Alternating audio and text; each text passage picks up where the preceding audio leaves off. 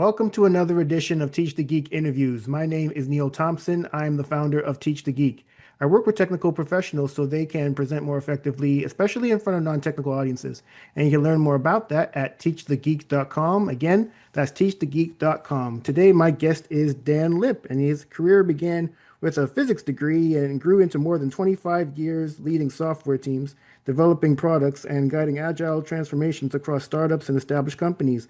And today he focuses less on coding and more on helping individuals and teams improve their satisfaction and productivity through leadership, mentoring, and continuous growth. And in this episode, we'll discuss the communication gaps between technical professionals and non-technical audiences and how clear communication can lead to better executive decisions. Welcome to Teach the Geek interviews, Dan. Thank you very much. Welcome, Neil. I'm super excited and feel honored to be in your podcast. So looking forward to our nice conversation. Wonderful. So, first question, what are the most common communication gaps you see between technical professionals and non-technical audiences?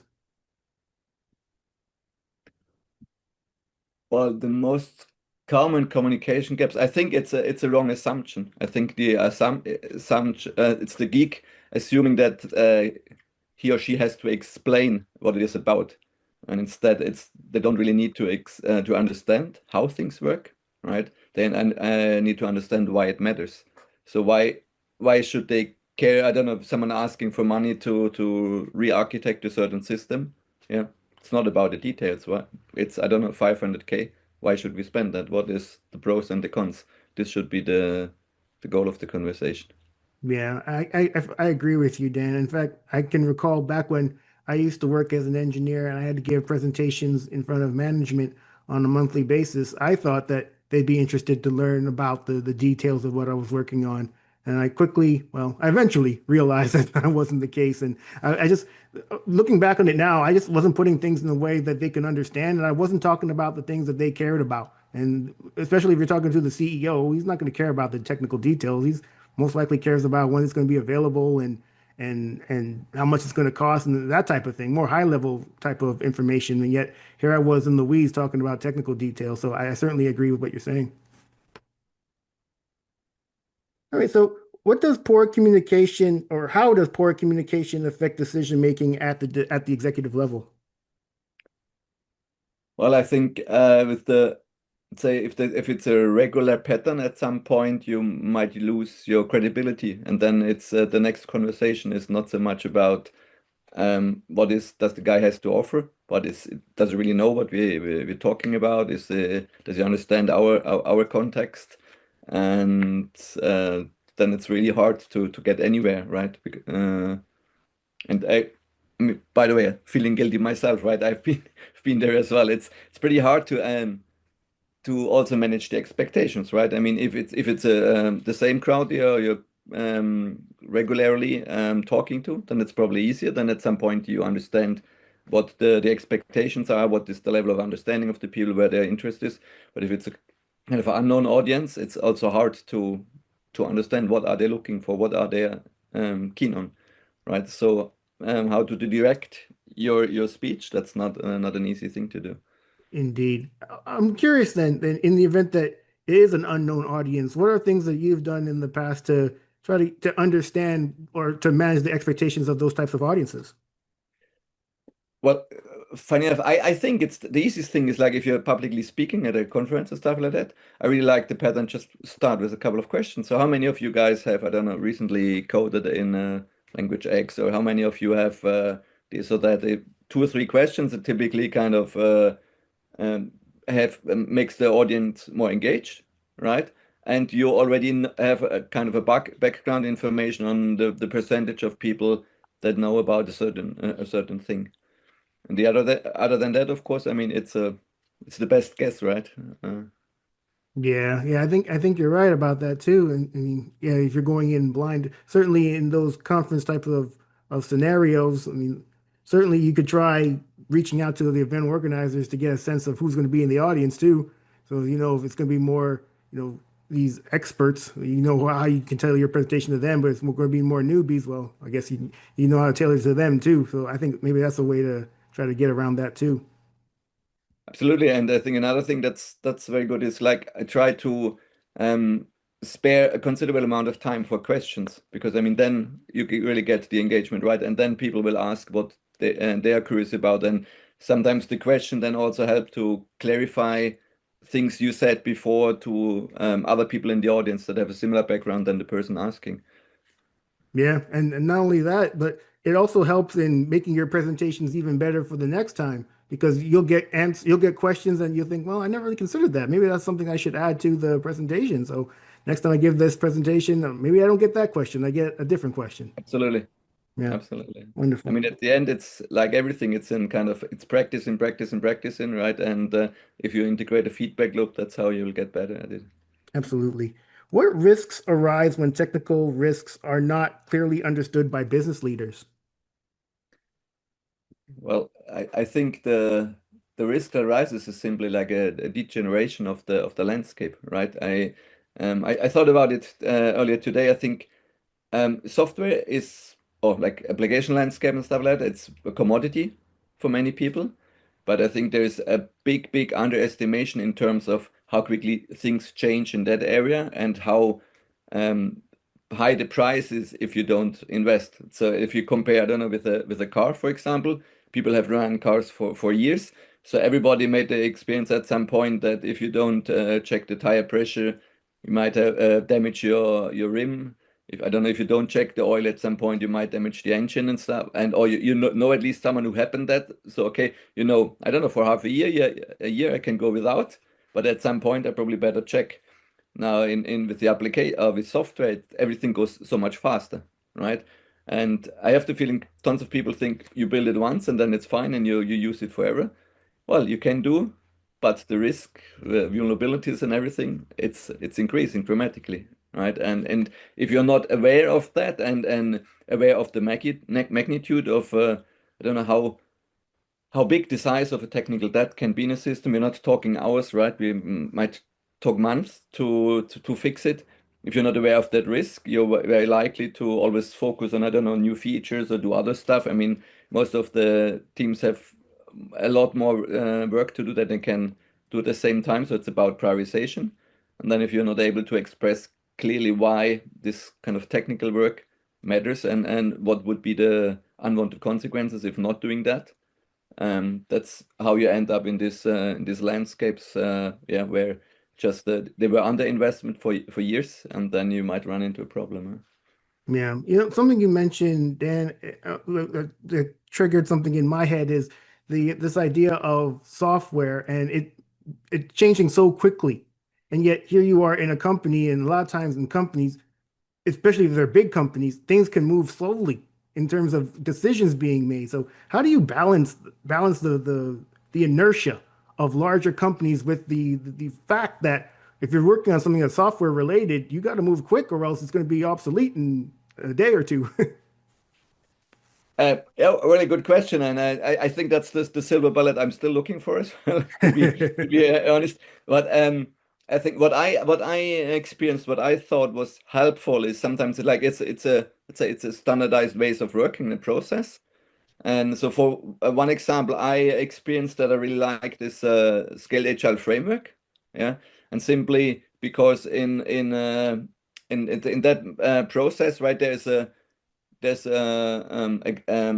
rating system if you want, right? Weighted shortest job first, if you know that, right? So how you balance, let's say there's two activities you want to do, or you want a team to execute. One is, let's say, implementing a certain feature, another would be reducing some technical risk. There's a formula basically that um, makes sure that stuff that have in itself very little business value but have, for example, a high risk reduction or opportunity enablement, that they will also still bubble up, right? And kind of once if you established an agreement on this is the formula we're going to use, this is how we judge things. Typically, you got the acceptance that in certain situations, it will not be the next feature that will be executed, but technical stuff first, and there is a good reason for that. And if people see that over time, yeah, it's kind of the accepted state, and then you don't have to go through this re-arguing every time you come up with something like that. Yeah. If a technical person has to communicate with a business leader, what level of technical detail should they use to make it so that that person can make an informed decision? Good. Good. Well, I have the feeling it's kind of the highest level than it actually. Oh, yeah, only go as much in the detail as absolutely not necessary. Because if for whatever reason that business leader would be interested in more details, they could always ask, right? But if you go too deep right away, you might confuse them. You might scare them. You might the discussion might go in the wrong direction. It might be about some details that you mentioned that the discussion is about, but at the end you don't want to talk about the details, right? You want to talk about the high level thing. I don't know who said that to me, but years ago someone said to me, explain it like you would explain it to your mom. And I like this sentence, right? You would not go dive into details when talking to your mom. So that's probably good advice. Yeah, maybe. Because I'm thinking about if I were to tell anything to my mom, she's gonna like it no matter what it is. Well, you had so many years to establish the confidence. That's good. Yeah, yeah. Every time sometimes I send guest spots that I've done on other podcasts to my mom, and every Yeah. time she says, "You did a great job." It's like, why would I keep doing this? Sometimes I just do it just so I can just so I get the like. 'Cause if I'm feeling a little down, it's like, let me send some to my mom. She'll say something nice. Okay. Yeah, love mom. All right. Yeah. And maybe one more thing to add on your last question is, I think what is also very dangerous is using like buzzwords, jargon, right? I mean, if you throw around with technical abbreviations, and I mean that's the easiest way to well, lose their attention, make them feel small or whatever. Exactly not what you want to do, right? So try to use proper terms, describe the things, no appreciation abbreviations. You know, when you mentioned that, Dan, it makes me remember, it reminds me of the fact that the people who are using those words, they didn't always know what those words meant. And yet they're now using those words, assuming that these people who don't have the same level of expertise that they do will understand what those words mean. And it's just, we just forget, like, you weren't always this technical person. Before you were this technical person, what could you have understood? And think Mm, about that person as opposed to the person that you currently are when you're talking to non-technical people. mm. And that's a very good point because really, yeah, I've seen that also very often that people are using the same term, but the definition, what they have in mind is not the same. And then it's very easy that you're going in a different direction because it was the same term you expect. We're talking about the same thing, but it's not necessarily the case. Yeah. Yeah. Good. How do you verify that executives that how do you verify that they've truly understood the technical implications before they commit to a strategic decision? Well, I think the easiest way always to verify is kind of ask, right? So I don't know what. So I explained like in 10 minutes, the last 10 minutes. So what is your main takeaways? Or let me make sure that my message landed well. So how would summarize what you just learned from me? Something like that. A double check. I mean, might be delicate question depending on the leadership style those executives apply, but I think that's always the best way to make sure that you're on the right track. Yeah, I mean, ultimately, I mean, it goes back to what you said earlier about trying to minimize those assumptions. I mean, we can go through a presentation or speaking to these non-technical business leaders and think that everything is clear, but I mean, if we don't ask that question, and we may very well find out, oh, it wasn't clear at all. What they took away was Yeah, not what we meant to for them to understand at all. And if we figure once we figure that out, well, the sooner we figure that out, the better, because then we can make that clarification known and as opposed to just thinking, okay, I nailed it. They didn't ask any questions, so they understood, right? No, not necessarily. exactly, yeah, exactly. And I mean, like another presentation, right? You can always make sure right from the start, say any questions, please interrupt me immediately, so we can make sure that we're talking about the same thing before you go to the next slide. Everything clear here? Can we continue? Interactions like that, I think, might be beneficial. Yeah. Yeah. One of the questions I asked earlier was about balancing the company's inertia with the fast-paced nature of software. But perhaps more conversely, if a business leader is pushing for speed or cost efficiency, how do you clearly communicate the technical consequences of those choices as they understand the long-term impacts? That's a really good point. So what I realized is, I mean, leaders typically like numbers, right? And I have the feeling like, let's say that the financial benefit of introducing a new feature in an existing software, you can calculate, okay, so many customers or so many users can save so much time or stuff. I think these numbers are rather easy to do. Now, if you invest in your technical stuff, I don't know, automate CI/CD pipeline, I have the feeling this is much harder to calculate. But from my experience, at the end, you need to put a number on that, even if you're not too confident, even if it's, I don't know, with plus minus 20, 30%, because as long as there is no number or just, let's say, percentage, doesn't mean anything to them. I mean, if you say we increase our release effort by 20%, okay, so what was the effort before? Yeah. So it's at the end, yeah, 500,000 per year, assuming we do so many releases, stuff like that. With those numbers, they can work, and then it's hard to get to them. Um, I think it also implies that you introduce certain measurements, right? Really monitor how much are you releasing, how much time are you spending on this type of works. I mean, or like if you have low test automation, right? So how much time is there in going in manual testing? How many releases did you run? So how accurate was that manual testing, right? How often do they, in detail, follow the script again after they got the third hotfix? These kind of things. If you have those numbers, then you can put an overall number as well. But oftentimes you don't have the preconditions to come to those numbers, and then I think it's better to go with assumptions, with best guess basically, than with just percentage. Doesn't really help. Up until this point, Dan, you've given some really insightful answers, and but I'm really curious to find out when it comes to you as a technical person speaking to these business leaders, these non-technical decision makers, is that something you've always excelled at? And if not, what did you do to get better at it? So definitely, I'd say I think the one thing that I always excelled at, I think I was always able to create the connection like on a human level. Um, where I'm still learning is what is kind of the killer argument. What is in for them? What is the what is holding them back, or what kind of number argument can I make sure that they understand the consequence? Because at the end, kind of back to that weighting mechanism, for example, in scale agile framework, right? At the end, what I always keep saying is, it's I'm not in the best position, or I don't want to decide myself on my own, like we do that now or that. I want to make sure that everybody who is involved deciding about the priorities knows about the consequences. I mean, vulnerabilities is a very good example, right? Critical vulnerabilities is probably an easy discussion. You don't want to have, you want to fix them first. Now it's, let's say, medium impact vulnerabilities. Yeah, well, now how risk aware are you, right? Do you go for stocks or for options, or just put your money on the bank?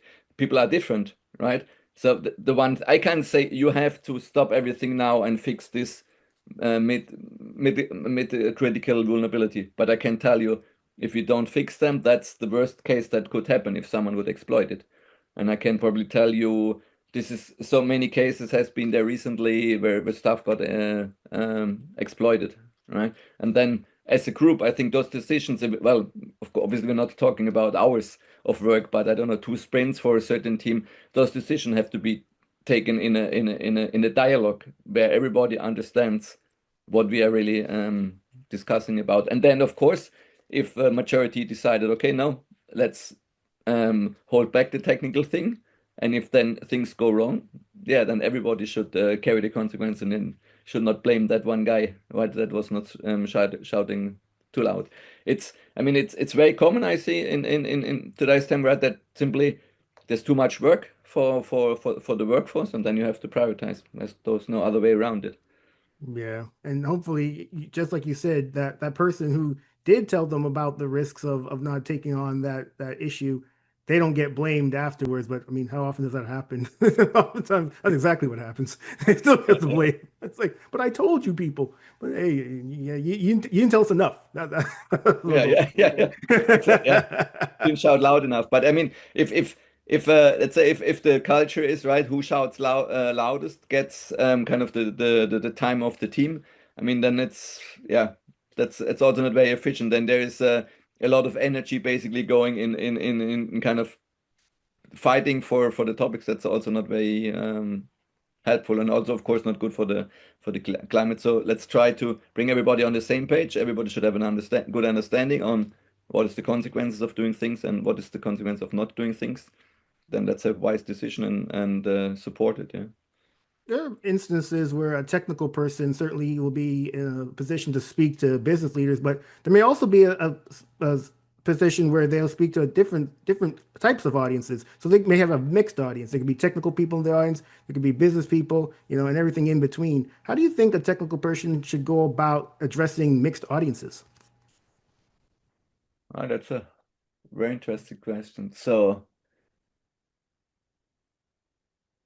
I think with I would approach the less technical people. I would again kind of start from a higher like 10,000 feet level, and then yeah, also depending on the interaction in the room, questions you get, and stuff like that, then gradually do a deeper dive, not in full detail, but kind of adapt the to the questions because I think yeah, when if you start with the technical stuff, yeah, it might be rabbit hole, right? You might lose yourself in the details. You might lose larger parts of the audiences, and at the end, the detail only few people will understand. The high level thing, everybody should understand, even the technical ones. And if there is, let's say, if there wouldn't be agreement on the high level, then there's no need to go into details, right? Then, anyways, you have to fix first the high level stuff, right? Yeah, that's a good point. That's a point I never even thought about, but you're absolutely right about that. If there's no agreement with the high level stuff and you hit them with the technical, it's like, whoa, hold up now. I didn't even agree on point one. So Yeah, why are you going to sub point two? You yeah, know? yeah. Yeah, you're absolutely right. So I'm curious into your opinion on this, Dan. What can an organization do to help their technical people become more effective at communicating with non-technical audiences? Well, that's a good point. Again, so I think what you can always do, right? I mean, there's trainings you're offering trainings. There's trainings for from presentation, and I think there's skills that are independent on technical and non-technical presentations, right? Like storytelling, setting the expectations, those kind of things, right? I mean, not very classical stuff, not trying to fill the whole time with slides, not have too much wording on the slides. All these kind of things will be beneficial as well. Yeah. The other thing is that at the end, that yeah, expose the people to the technical people to your business guys, right? Let's yeah, let's put them in a situation, like say even a non-senior technical person. There's always a meeting where I don't know, not the manager or the senior architect has to explain someone, but you could give a junior the chance to explain, and then you could give feedback to the person, right, and see what landed well and what not, and how to adapt those things. Yeah, again, inspect and adapt, basically, expose them to the situation and give feedback and help them to develop the skill. Absolutely. So if a technical person is listening to our conversation, Dan, and they think to themselves, I want to get better at communicating with non-technical audiences, what's the first thing you would suggest they do?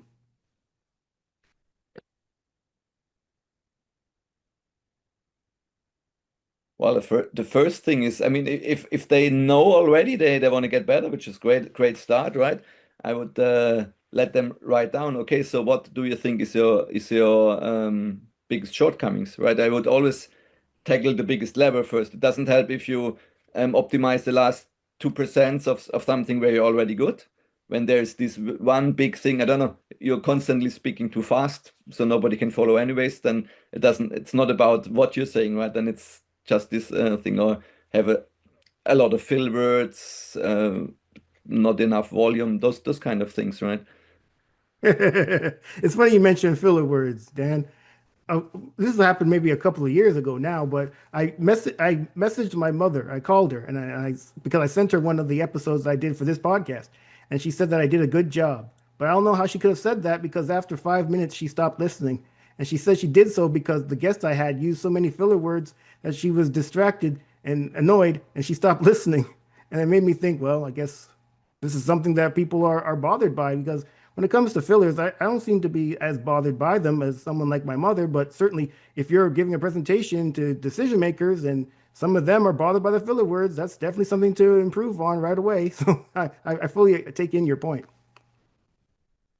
Absolutely. It's actually something I'm working on. It's not that easy. Yeah? You have to basically, and I mean that's I think in general also for anyone who wants to improve in communication, right? It's very good to record yourself, right? And replay. I once got a tip in a presentation course, replay without just the video, without sound, and then replay just the sound. But so just the video, you see the gestures and the movement, too hectic, too little, too less, the body posture, kind of the confidence you're radiating, right? And then just the sound without then you hear the filler words. So yeah, that's I think that's a very common approach, and might seem unusual, but I think that's the most efficient way. Absolutely. This has been a great conversation, Dan. Thanks for being a guest. How can people get in touch with you? Thank you very much, Neil. Yeah, great from my side as well. So I think easiest is yeah, LinkedIn. Then you Lipp on LinkedIn, and I guess you probably link it with together with the podcast. Yeah, and happy to get to know new people, discuss things, ideas. Happy to get support for what I said, and happy to get challenges and better ideas, so I can improve the ways I'm working. Yeah. Thank you very Absolutely. much. This has been another edition of Teach the Geek interviews. My name is Neil Thompson. I'm the founder of Teach the Geek. I work with technical professionals so they can present more effectively, especially in front of non-technical audiences. To learn more about that, you can go to teachthegeek.com. Again, that's teachthegeek.com. Until next time, take care and stay safe. Thanks, Dan. Thank you very much, Neil. Bye bye.